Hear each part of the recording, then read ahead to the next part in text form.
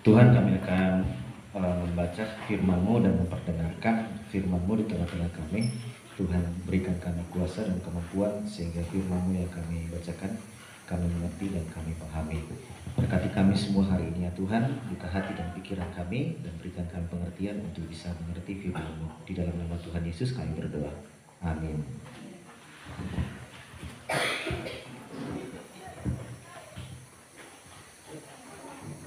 Shalom, selamat siang untuk kita semua. Perkenalkan, saya Pendeta Dominikus Randalitin, yang pendeta dari Gereja Petobo, Palu. Ini kesempatan yang kedua saya diberikan untuk menyampaikan firman Tuhan kepada kita semua. Selain pekerjaan saya sebagai pendeta, saya juga adalah seorang motivator. Kemudian saya juga adalah seorang penyuluh pertanian. Jadi kalau misalnya ada Bapak Ibu yang punya kebun coklat, sudah tidak berbuah setelah berpuluh-puluh tahun, boleh bicara dengan saya. Saya juga adalah penyuluh kesehatan. Saya bukan pedagang, saya bukan pebisnis, enggak. Saya cuma membantu orang-orang yang membutuhkan. Ya, kalau penyuluh kesehatan bisa juga karena hampir tiap hari ada orang datang cari saya mau ketemu dengan dokter. Saya bilang, dokter siapa? Nah, kebetulan memang ada jemaat kami adalah dokter, tapi saya bukan dokter, saya hanya pendeta. Tapi puji Tuhan, Tuhan bisa pakai untuk bisa membantu saudara-saudara menyalurkan ada namanya superfood. Superfood itu adalah semacam, saya tidak bawa, semacam makanan organik yang asalnya itu dari Israel dan diberikan secara gratis kepada siapapun. Apa fungsinya superfood? Salah satu fungsinya adalah memperbaiki sel-sel tubuh yang rusak. Karena sel tubuh yang rusak itu makanya kita gampang sakit. Jadi kalau sel tubuh kita yang rusak, imun kita kuat menghadapi penyakit-penyakit. Dan puji Tuhan, lewat pelayanan ini banyak orang yang tertolong tanpa harus ke rumah sakit, ya, banyak orang yang tertolong. Jadi itu sekilas penyampaian kepada kita. Saya juga pernah memberikan penyuluhan pertanian ke pendeta-pendeta di GBID di wilayah Donggala sana, kebetulan daerah sana. Pernah juga di GKST, di kantor pusat GKST. Jadi itu itu sekilas tentang pekerjaan. Kemudian istri saya 3 anaknya. 3 anaknya. 3 anaknya, ya. Ketiganya laki-laki dan salah satu diantaranya saya temani hari ini. Baik Bapak Ibu, saudara-saudara, teman-teman, adik-adik, boleh adik-adik yang di sana masuk semua karena ini saya tidak akan berkhotbah hari ini ya. Saya tidak akan berkhotbah hari ini karena ini kan judulnya ibadah padan. Kita sudah terlalu terbiasa dengan khotbah di gereja, di ibadah rumah tangga, di rukun, khotbah terus. Tapi saya akan mencoba membawa firman Tuhan ini dalam versi ibadah padang, ya. Makanya lihat ada balon-balon, ya. Nanti kita lihatlah apa yang akan diberikan di dalam balon. Boleh masuk semua lah. Ya, masuk semua. Adik-adik di sana masuk loh. Kita baca firman Tuhan dari Yohanes pasal 20. Ya, harus baca firman Tuhan ya. Sesuai dengan tema kita hari ini, ya. Yohanes pasal 20 ayat 24 sampai ayat yang ke 29.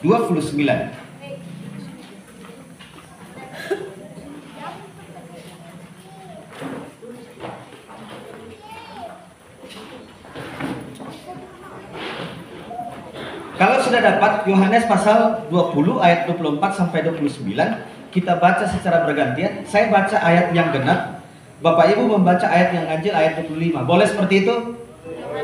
Boleh. Baik, kita baca. Mari kita baca.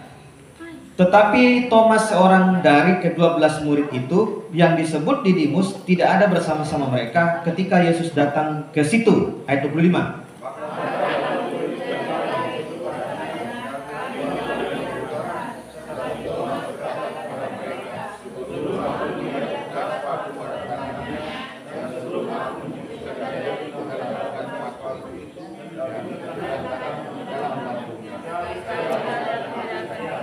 Apa dia bilang? Sekali-kali aku tidak akan. Oke, ingat kata itu. Kata itu sangat penting. Lanjut ayat 26. 8 hari kemudian, murid-murid Yesus berada kembali dalam rumah dan Thomas bersama-sama dengan mereka. Sementara pintu-pintu terkunci, Yesus datang dan berdiri di tengah-tengah mereka dan berkata, "Damai sejahtera bagimu." Ayat 27. Kemudian dia berkata kepada Thomas, "Angkatlah dagingmu ini dan angkatlah tanganmu, bukanlah tanganmu dan acungkanlah ke dalam perutmu, dan jangan engkau tidak percaya lagi, melainkan yang percaya." Thomas menjawab dia, "Ya Tuhanku dan Allahku." Kata Yesus kepadanya, "Karena engkau telah melihat aku, maka engkau percaya. Berbahagialah mereka yang tidak melihat namun percaya." Amin. Berbahagialah orang yang tidak melihat namun percaya. Saudara-saudara yang kasih dalam Tuhan, kalau kita melihat ke dalam bahasa aslinya, damai sejahtera itu adalah eiren. Tuhan sudah bilang kepada kita damai sejahtera, dan saya yakin dan percaya kita semua yang sudah menerima Kristus sebagai Tuhan dan Juru Selamat dan percaya bahwa Yesus sudah bangkit dari antara orang mati dan naik ke surga menyediakan tempat bagi kita. Sebenarnya kita sudah menerima damai sejahtera di dalam rumah tangga kita. Tapi persoalannya, kenapa kadang-kadang di dalam rumah tangga kita seakan-akan itu damai sejahtera kita tidak punya? Betul tidak? Betul. Nah sebenarnya kalau kita membaca dari apa namanya, dari perjalanan kisah Tuhan Yesus bersama-sama dengan murid-muridnya, Tuhan Yesus sudah menyampaikan kepada mereka bahwa suatu saat saya akan mati, dihukum mati, disalib, dan pada hari yang ketiga akan bangkit. Tetapi kemudian ketika hal itu terjadi, justru mereka tidak damai. Sehingga dikatakan pada waktu malam mereka apa? Tutup pintu. Tanda orang tidak ada damai, tutup pintu, rapat-rapat, semuanya ditutup. Karena apa? Kenapa tutup pintu rapat-rapat? Kalau takut ada damai tidak? Berarti ini murid-murid tidak siap menghadapi badai. Boleh berdiri semua? Boleh berdiri semua. Ini panjang sampai di mana ya? Anak-anak boleh bikin lingkaran satu. Lingkaran satu. Anak-anak boleh bikin lingkaran satu bergandengan tangan anak-anak. Semua anak.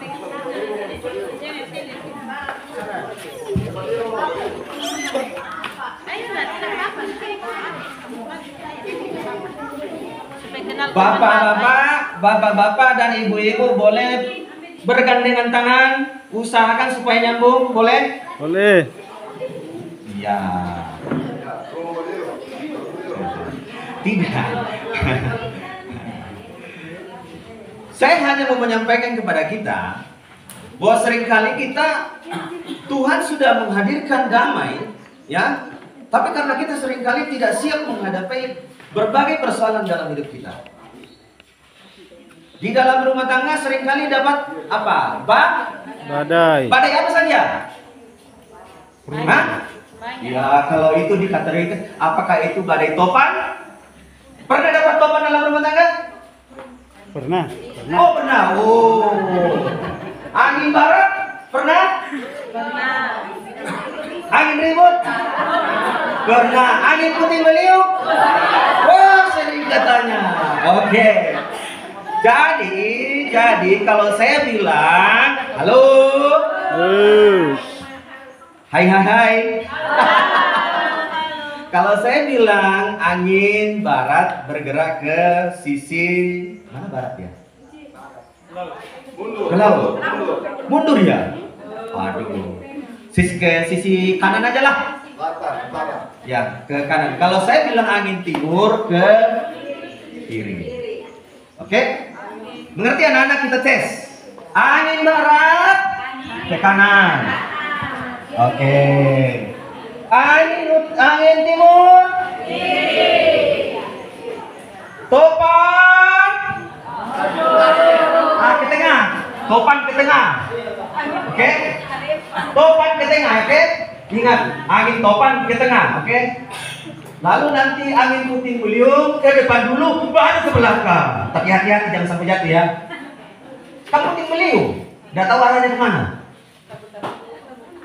Takutan-takutan. Oke. Siap? Angin barat ke kanan. Gimana sih angin sih? Halo, angin itu gimana? Bukan angin sepoi-sepoi, yang ini pakai sepoi-sepoi ini. Harus tapi hati-hati jangan sampai jatuh. Angin barat. Ya. Angin timur. Angin badai. Puting beliung. Puting beliung. Angin barat. Puting beliung badai. Oke, stop. Sudah. Jadi sebenarnya Bapak Ibu saudara-saudara, kalau kita perhatikan ayat firman Tuhan tadi, ya, kenapa mereka takut? Karena mereka tidak pernah menyiapkan dirinya. Mereka tidak menikmati damai sejahtera karena mereka tidak menyiapkan dirinya untuk menghadapi badai. Saya mau katakan kepada kita, bersama dengan Tuhan, ketika Tuhan berkata kepada kita, damai sejahtera aku tinggalkan kepadamu, itu adalah kepastian. Kenapa kita selalu tidak mengalami damai? Karena kita nggak siap untuk menghadapi kepastian. Ketika dia berkata kepastian, damai sejahtera tinggalkan bagimu, itu kepastian bagi kita bahwa kita pasti bisa melewati angin apapun di dalam rumah tangga kita. Amin. Apakah itu topan, apakah itu badai, apakah itu puting beliung, pasti kita bisa melewatinya.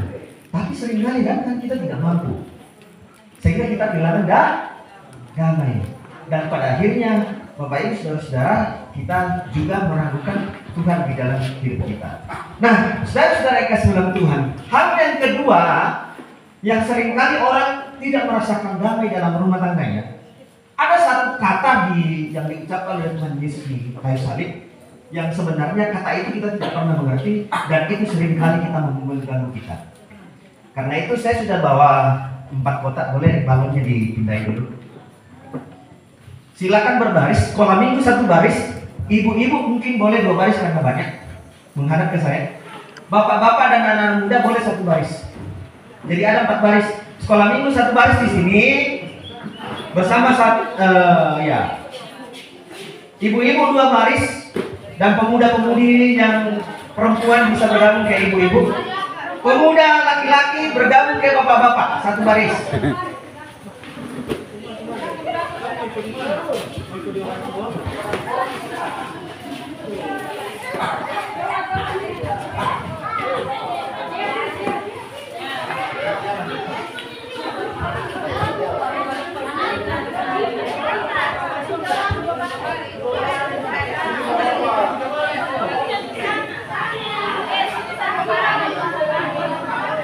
Bapak-bapak 1 baris, ibu-ibu 2 baris saja, digabungannya 2 baris.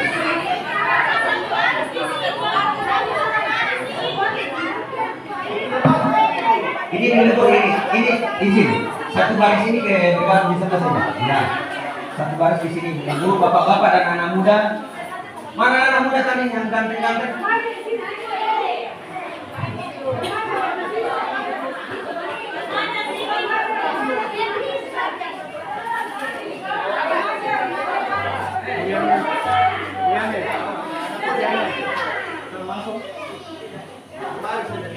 Nah, kalau kita memperhatikan bacaan kita tadi, Yesus sudah menyampaikan kepada murid-muridnya, saya akan ditangkap dan pada hari yang ketiga aku akan bangkit dari antara mereka.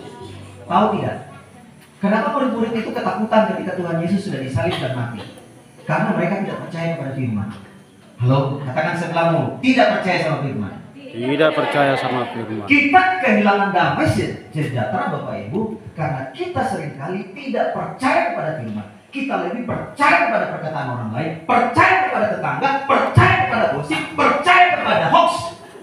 Dan kita tidak punya iman, tidak bisa bertumbuh, dan kita kehilangan damai sejahtera dalam hidup kita. Itulah yang dialami oleh murid-murid sampai mereka ketakutan, dengan perempuan juga mereka ketakutan dan hilang damai sejahtera. Mata putar rumah ya. Wah. Nah, saya mau kita mengerti firman. Ada 7 perkataan Tuhan Yesus sebagai firman buat kita. Ada satu kata yang sangat penting di atas kayu salib, seringkali sebenarnya itu juga menjadi kenapa kemudian kita seringkali tidak punya damai sejahtera. Nah, tugas kita hari ini adalah mencari 7 perkataan Tuhan Yesus di atas kayu salib. Dan silakan mencari 1 kata yang paling penting, saya sebutkan saja. Sudah selesai, itu kata yang paling penting. Saya akan terangkan nanti apa maksudnya yang terkait dengan tema kita. Jadi, bagaimana anak sekolah minggu? Siap-siap? Jawab dong. Rukun si kamasir doli kami. Sekali lagi. Silakan cari 7 perkataan Tuhan Yesus di kayu salib. Sudah ada di dalam kotak-kotak yang saya siapkan. Ini bukan kotak persembahan ya. Nah, saya tidak sedang mengumpulkan persembahan, tapi saya bilang 7 perkataan Tuhan Yesus di kayu salib, dan salah satu kata yang paling penting yang akan kita jelaskan nanti adalah kata sudah selesai. Silakan mulai dari sekarang. Yes. Bergabung saja. Nah, 7 perkataan Yesus di atas kayu salib.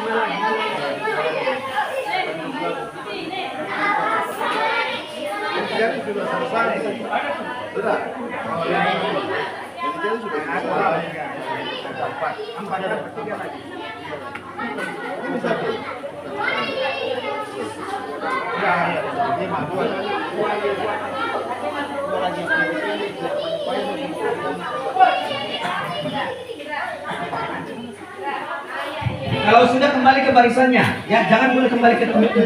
Kalau sudah kembali ke barisan, yang sudah kembali ke barisannya, kasih yang mau jadi juru bicara di depan.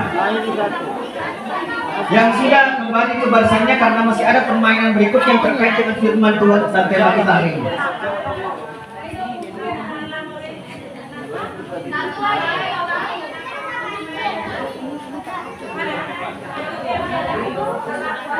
Kalau di sebelah itu ada 1 kata yang mereka cari, maka menangislah Tuhan Yesus. Mantap.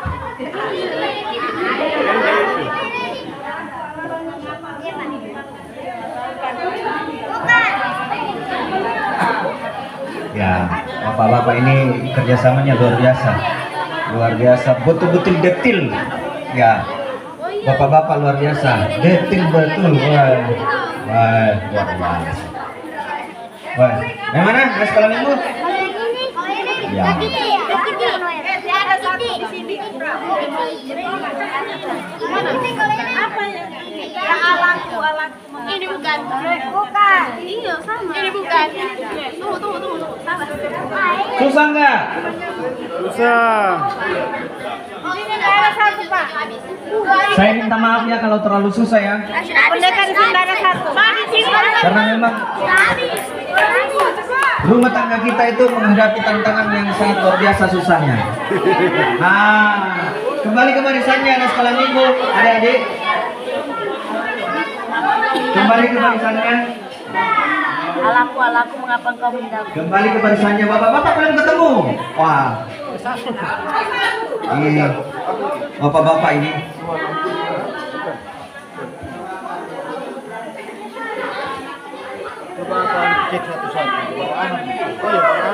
Sudah?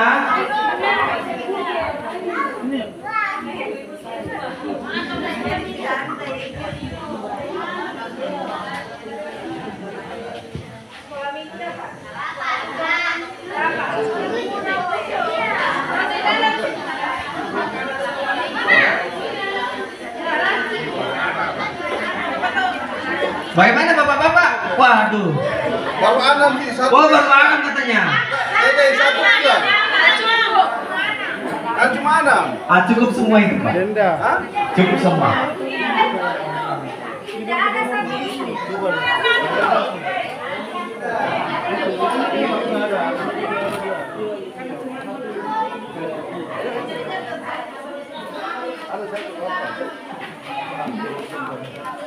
Coba cari di sana-sana, siapa tahu ada di sana-sana.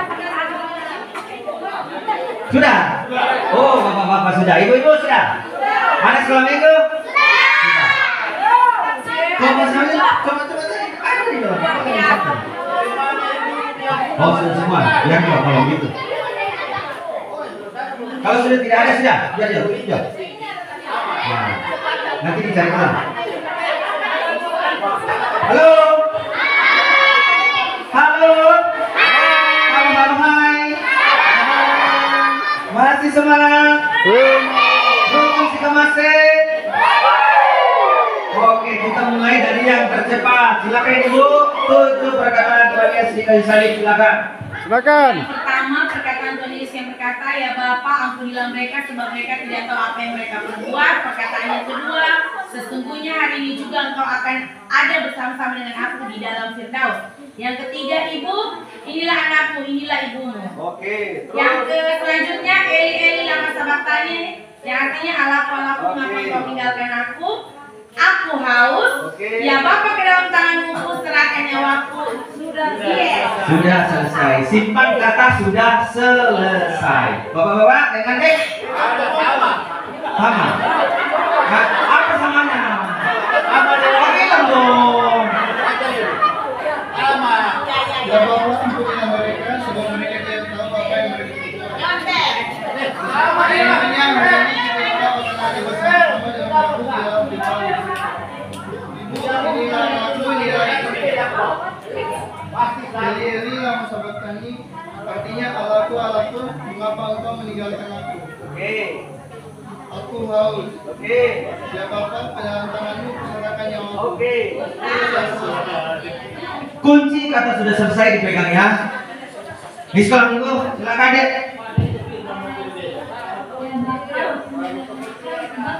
Mereka tidak tahu apa yang mereka perbuat. Inilah anakku, inilah ibumu. Eli Eli lama sabachthani, artinya Allahku, mengapa engkau meninggalkan aku? Ya Bapa, ke dalam tanganmu serahkan nyawaku. Sesungguhnya hari ini engkau akan ada bersama-sama dengan aku. Aku haus. Sudah selesai. Oke, simpan sudah selesai. Ibu-ibu, kelompok ibu-ibu yang satu. Oh, masuk ibu, kasih dan lain dulu.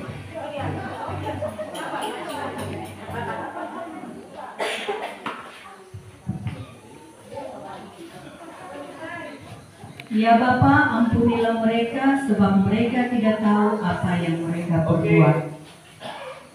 Sesungguhnya hari ini juga engkau akan berada bersama-sama dengan aku di dalam.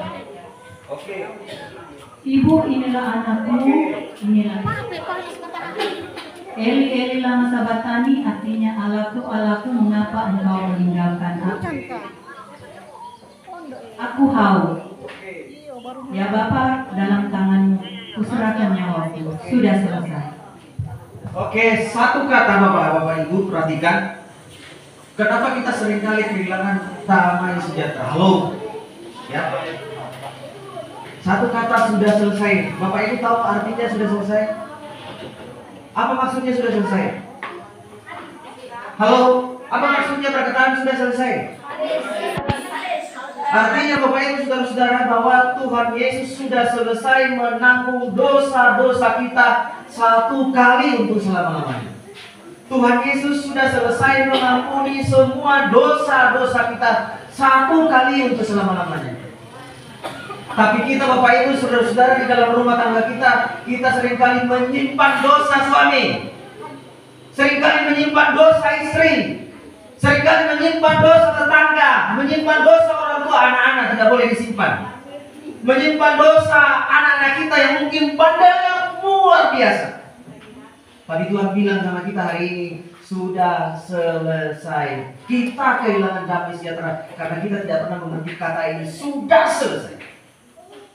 Katakan yang punya suami, sudah selesai Pak. Katakan yang punya istri, sudah selesai Mi. Sudah selesai, Mi. Anak-anak, coba bilang, sudah Pak, Ma, sudah selesai.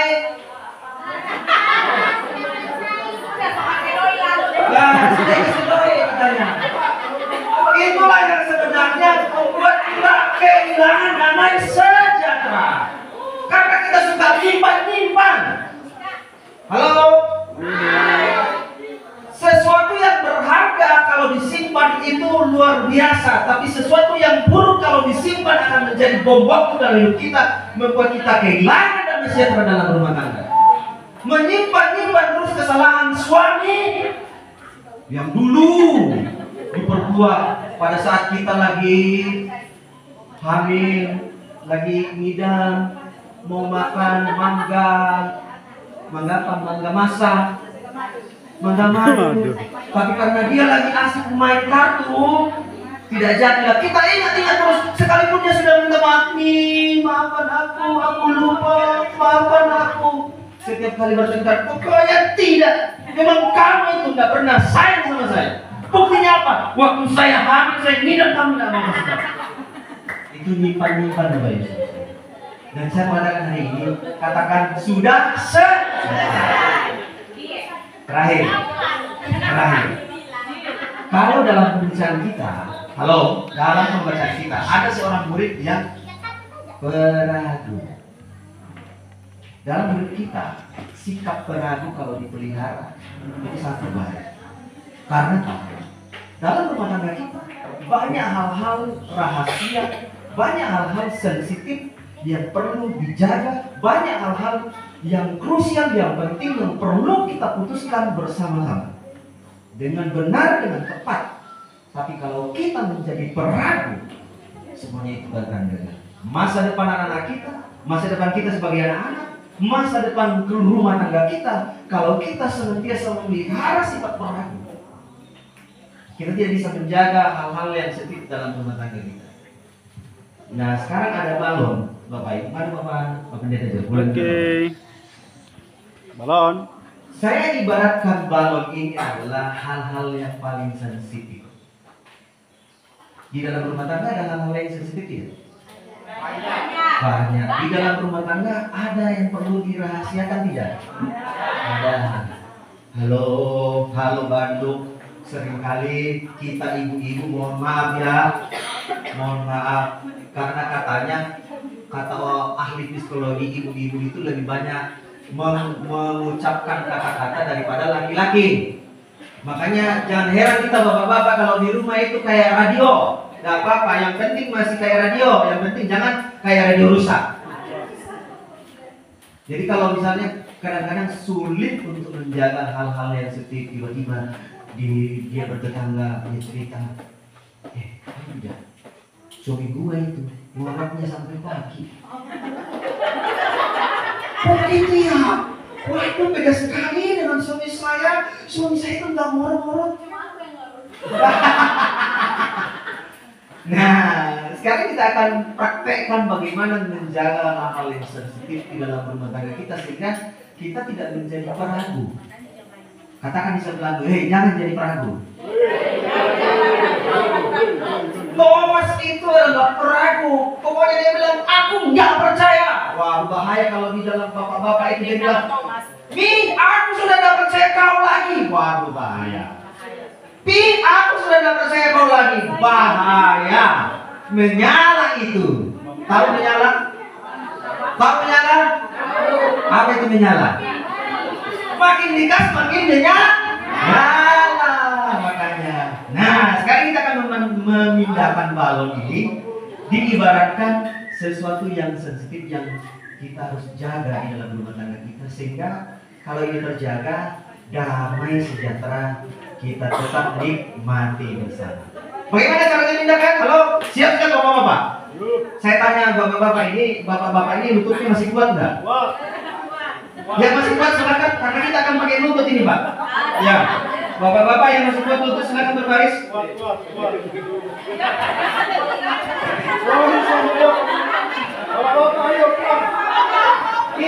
Ini ringan, ini hal yang kecil, tapi kalau tidak kuat lutut, jadi kita akan memindahkan balon ini. Ya, yang masih kuat, saya sini, yang masih kuat lututnya silakan berdiri. Kita akan memindahkan balon ini, ya, dari lutut ke lutut dengan cara menjepit. Oke? Nih, jangan sampai jatuh, jangan sampai pecah. Sesuatu yang sensitif dalam rumah tangga kita jangan sampai pecah. Oke? Mulai dari umurnya berapa? Oh, 19. Belajar bertanggung jawab.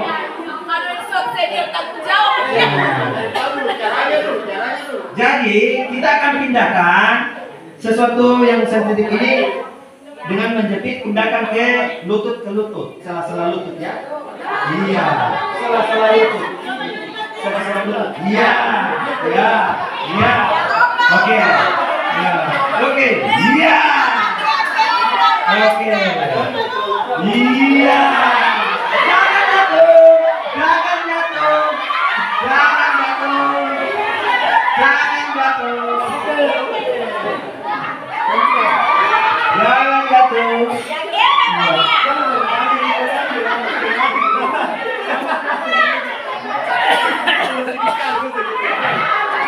Ibu-ibu bersiap, ibu-ibu malamnya. Nah.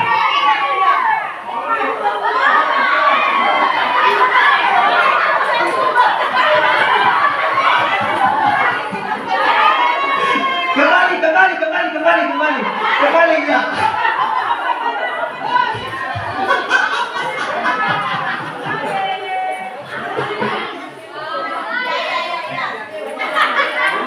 Oke, ibu.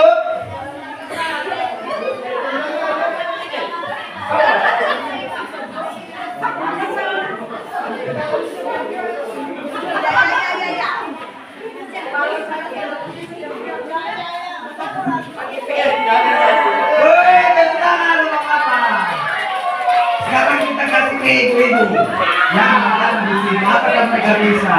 Kita kasih semangat, oleh. Oke. Sama semua. Oke, silakan mulai. 1, 2, 3.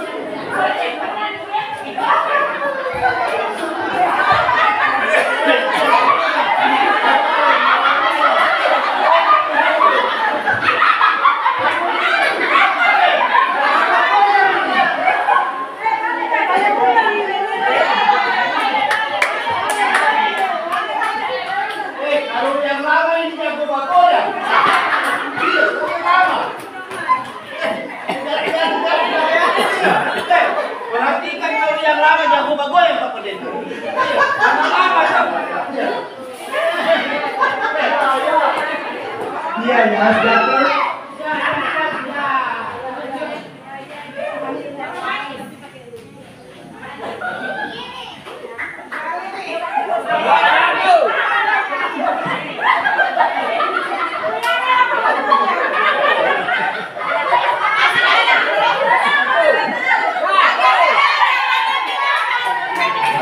Oke.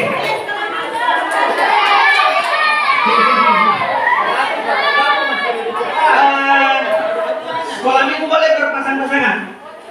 Ini beda karena sekolah minggu itu adalah harus diisi otaknya berpikir terhadap hal-hal yang benar mengikut amal yang benar. Boleh berpasangan? Boleh berpasangan. Sudah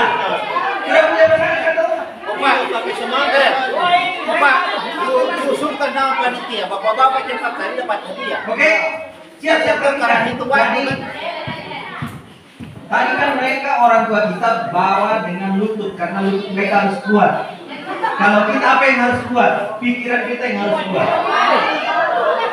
Nah, jadi kita akan memindahkan balon ini melalui kepala. Makanya harus berpasangan satu dengan yang lain, oke? Iya. Kepala kita harus diisi hal-hal yang benar dan kita jaga hal-hal yang benar itu. Oke? Ya, contoh kayak ibu tadi. Ya. Oke, bisa? Siap, siap. Oke, ya, silakan.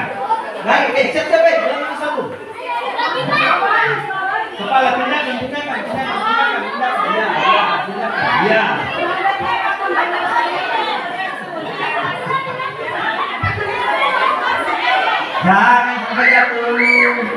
Jangan sampai jatuh.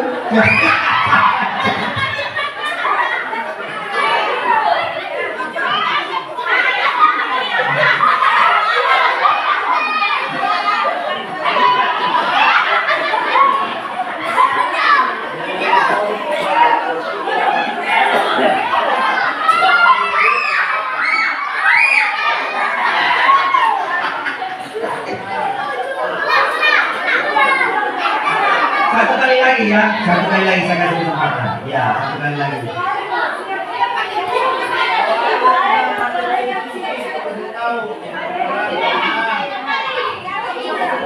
Jalan.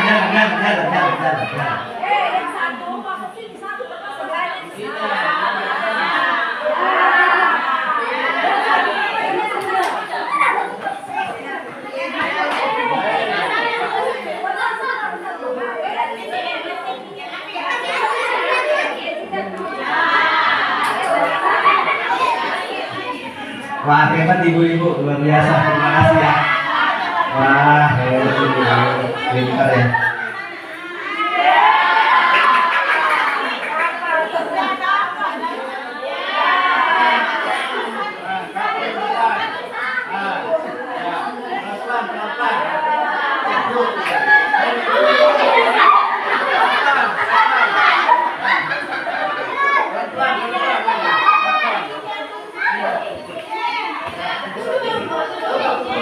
Satu kali saja ya. Oke, siap-siap dulu terakhir ibu-ibu. Satu kelompok.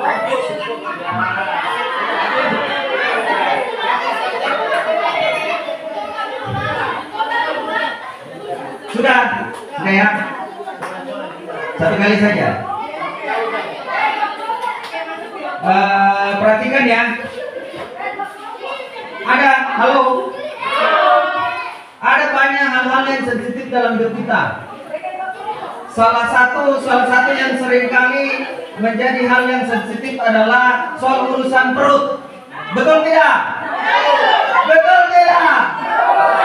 Nah, ibu-ibu akan pindahkan balon ini dengan menggunakan perut. Tidak dengan kepala, tidak dengan lutut, tetapi dengan perut. Oh, katanya tidak bisa bedakan balon dengan perut. Kita lihat dah. Tempel di perut. Iya. Oh. Silakan dipindahkan pakai dengan perut. Iya. Jalan ya, jalan, harus jalan. Ya. Harus jalan.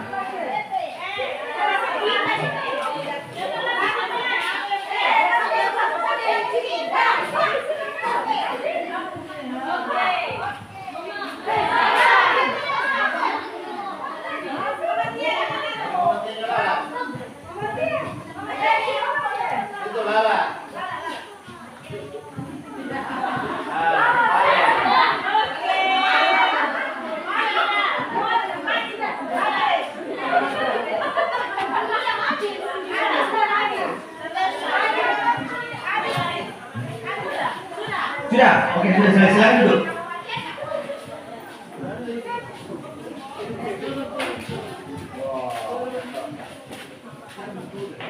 Ya, Bapak Ibu, saudara-saudara yang kasih dalam Tuhan, Tuhan sudah memberikan damai sejahtera. Ya. Jadi kesimpulannya sebenarnya, apakah kita damai atau tidak tergantung dari kita semua, betul tidak? Terkadang kita menyalahkan orang lain, terkadang kita menyalahkan si A, si B, bahkan mungkin menyalahkan Tuhan. Tapi pada dasarnya kalau kita mengerti dari setiap kebenaran firman Tuhan lewat permainan-permainan kita hari ini, damai itu yang menentukan, damai kita menikmati damai itu sendiri adalah kita sendiri.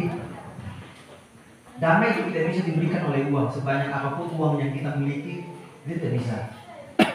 Damai itu tidak bisa diberikan karena kita aktif dalam persekutuan, aktif berkegiatan, bekerja dan sebagainya, nggak bisa. Tapi damai sejahtera itu kita nikmati sendiri, tergantung dari kesiapan kita, ya, kepercayaan kita kepada firman. Dan ingat, jangan sekali-sekali menjadi orang peragu. Tinggalkan, saling percayalah satu dengan yang lain di dalam rumah tangga. Percayalah suamimu, percayalah istrimu, percayalah kepada anakmu. Bangunlah kepercayaan kepada anak-anak kamu, supaya anak-anak kamu itu mempercayai orang tuanya. Jika anak-anak sudah tidak percaya kepada kita selaku orang tua, maka dia akan menghabiskan waktu di luar. Dia tidak mau tinggal dari rumah, lari dari rumah karena apa?